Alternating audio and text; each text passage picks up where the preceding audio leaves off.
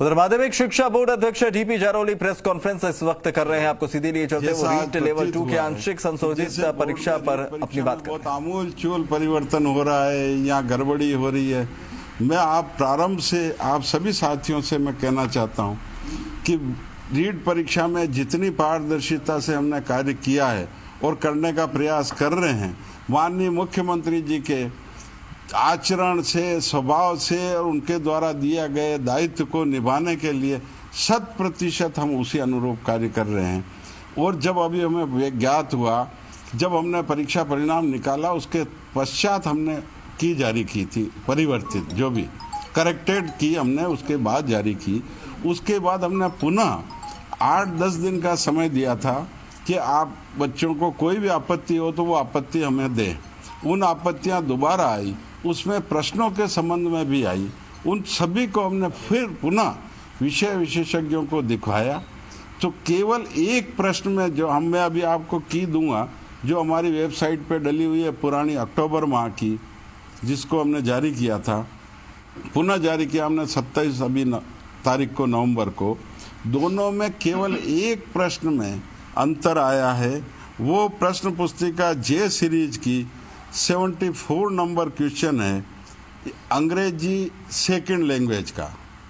74 भी अंग्रेजी second language का। उसमें पहले उत्तर था ए और सी, करेक्ट किया था हमने। अब हुआ है बी और सी। उसमें सी तो एज इट इज है, ए के स्थान पर बी हुआ है। वो प्रश्न सीरीज जे में है 74, के में क्वेश्चन है 81, एल सीरीज में है 72 और एम सीरीज में है 65। ये प्रश्न है जिसमें केवल परिवर्तन हुआ है। इसके अतिरिक्त हमने की पुनः जारी किया, और जिस तरीके से कि बोनस 6 में है, 7 में 2 उत्तर है, ये पहले भी थे और अभी भी यथावत है।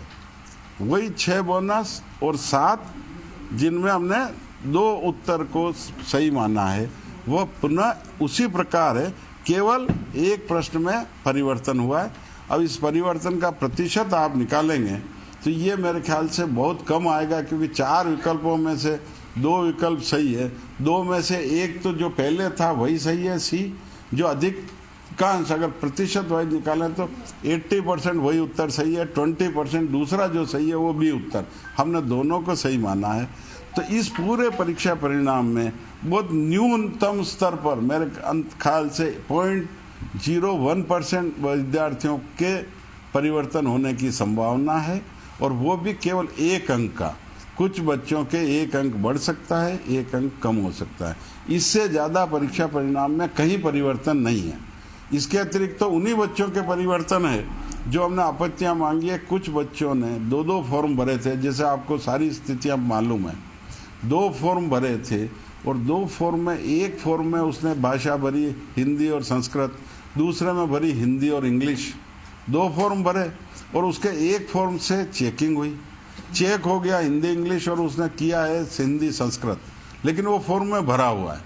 तो उस फॉर्म के आधार पे हम पुनः चेकिंग कर रहे हैं। तो उन बच्चों के तो मार्क्स स्वाभाविक रूप से बढ़ेगा, क्योंकि 2 फॉर्म भरे तो वो 2 में से जिस फॉर्म से उसने किया है उसके आधार पे चेकिंग होगी। और